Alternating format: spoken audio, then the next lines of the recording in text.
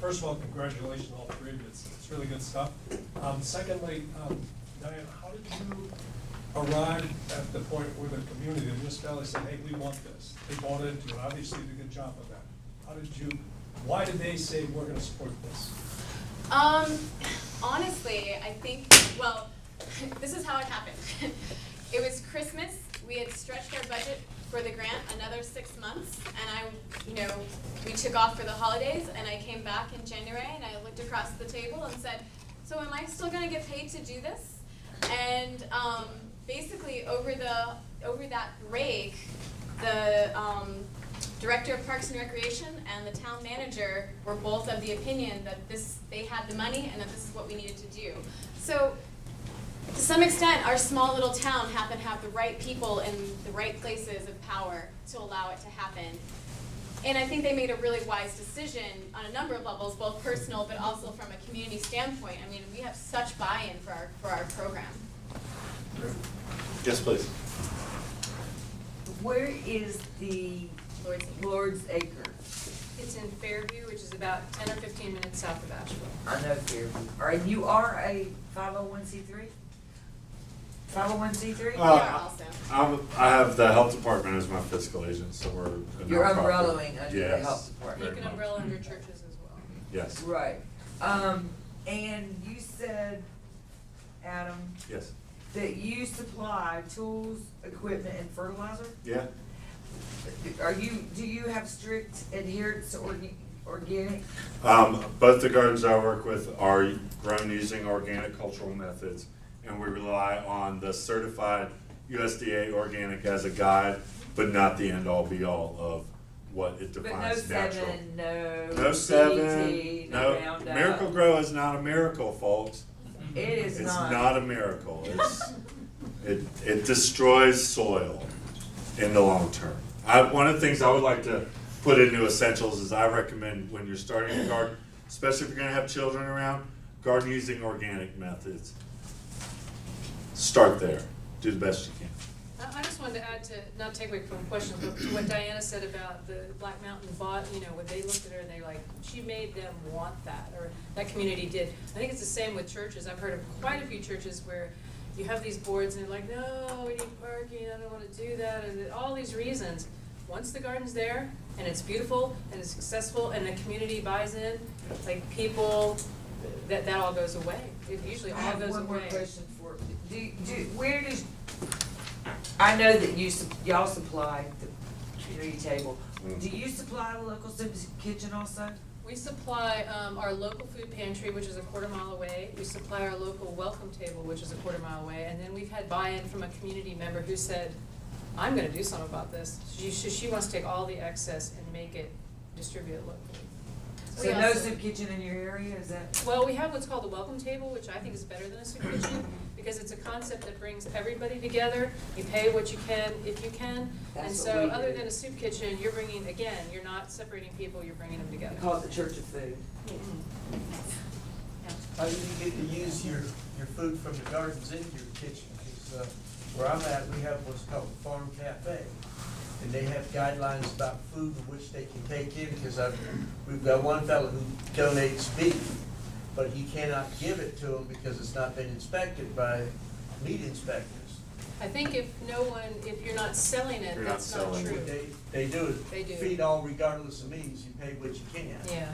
I don't know. I was wondering how that would work. I think you could get through some of those regulations, and you definitely want to talk with agents in your community. But as long as you're not selling, if you offer the food with a sliding scale donation, okay, donation, you're not selling produce, so you don't fall under some of those regulations. Donation clause. That's right. Yeah, that's the same for us too. We donate to a welcome table and to a Christian Ministries, and That's right. there's no inspection or anything. Good question here. We haven't started an official one yet, but can you talk about, would you explain plant plot adoption, and when you have a community garden, is part of it where the community works through it and people have their individual plots that they rent, or? There's so many models, and all of them, it depends on your own community and how it develops, what's going to be most successful. in my experience, the Silva Community Garden initially, before I joined it, started as one large garden where all the food was grown collectively by all the people working and donated 100%. In the springtime, it was great because people were cooped up with cabin fever and spring fever, and that's a wacko combination. So they came out in droves, and all the work was getting done. When it got hot and buggy in the summer, I went swimming. I don't know about I think y'all. that's a really tough model Right. personally. And so we have a couple of different models represented in the community garden. And here's one I would recommend personally if you want to grow for giving and be able to have people from your community to be able to grow for themselves. So in Black Mountain, similar to here, forested land, hilly land, not possible for families to grow at home. We rent plots, they're 400 square feet, and they're very affordable. They're $35 for the entire, from March through October. And in each of those plots, those family members donates the first 5 feet of their row. It's equivalent to 10%, so going to that tradition of tithing 10% of your income, they provide 10% of their produce. And I provide, I do a crop rotation every year, so you're never growing the same thing on the plot, and we grow between 2 and 3 crops on that 5, it's essentially 30 square feet. And it's 5 by 6, yeah. So I provide, so B row grows potatoes this year, C row grows lettuce, and A row grows broccoli, and then in the summertime they grow squash, beans, and something else, and then in the fall they all grow, maybe a cover crop or a green. Every year that has produced 1,000 pounds of produce. I do very little for that. So again, if you're looking at something that's only going to be a garden that's costing you like $500 or $600 to run a year, this requires very little management and has incredible results. So you tell them what they're gonna grow in the first 5 feet? Yeah, and here's why. Because a distribution center, like a soup kitchen or a welcome table or someone who's giving food from a food pantry, they don't want 5 pounds of tomatoes and 2 pounds of cucumber and 13 pounds of lettuce. They want a crop that they can actually get to more than 30 people. So each row grows the same thing. It also makes it convenient for volunteers because I have pretty consistent volunteers, but sometimes I have young kids or kids who've never been there before and they're only going to come once. I can reliably tell them, walk down this row and harvest the first 5 feet on the right, all the way down that row. Walk down this row and harvest the first 5 feet on the left. Then my gardeners are safe, none of their food is ever taken from, and we get a good harvest that way. And it's teaching. It's a big mission of the community garden is education.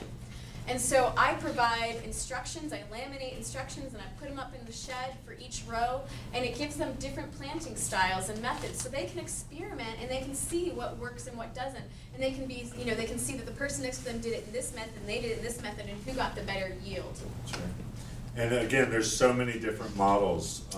Yeah, I think that's something, like, we're trying to, this is the beginning, the inception of us, all these gardens that give coming together and trying to create something that we can give, and this is the first thing we've given is talks. But we want to create, I think, something we can hand out that can really explain to you all the different models. Our model is everyone comes and works one big plot, and we give it all away. That's not that feasible for a lot of places. It is feasible for some places, but I think we must have 10 different models, among us, if not more. And so it's great it'll be great once we get that written down for you guys and anyone else to be able to look at that and say, well, that works for me, but that doesn't work for me, so I'm gonna go over here and that works for me. And try different pieces. Has harvesting by non-growers been a problem for you? For me, you're looking at me and I will answer you, Well, yes. Yeah. Oh, yes, yes. Yes, I have Yes. a great story. All garden work by But non-gardeners. I think to speak to that, and maybe we'll speak that in the second part, is that whole thing of letting go. Letting go, Yes. being flexible. We all three could tell you stories of like, I'm gonna kill you. Because in And the you're end, like, wait a it's the minute. process and I'm it's here the for people. education. It's not just about getting food. Right. So I have these 2 Mississippi farm boys who came out to the community garden last summer, and they looked like they knew what they were doing. They talked like they knew what they were doing. I said, great, go harvest the tomatoes. Here's a wheelbarrow. And I had 20 kids that I was supervising on my own, so I was running all over the place, handing out jobs, supervising, and I get back to them about 20 minutes later in the cycle. And they have a wheelbarrow full of the biggest green tomatoes. It's August. And take a deep breath, and I think of something constructive and kind and supportive to say to these boys. And I said, Go take a break. do you know that you're supposed to pick the red ones? And the boys paused and they looked at me and I said, why did you pick these? And they looked at me and they said, well, they were so big. So at that point, you know, you do the letting go. And that's a beautiful part, getting back to the whole transformation and leading on into our next talk of the sustainability of a community garden. That's right. So many lessons every year, every day in a garden. Lessons for We're the myself. ones that are growing. I've grown so much through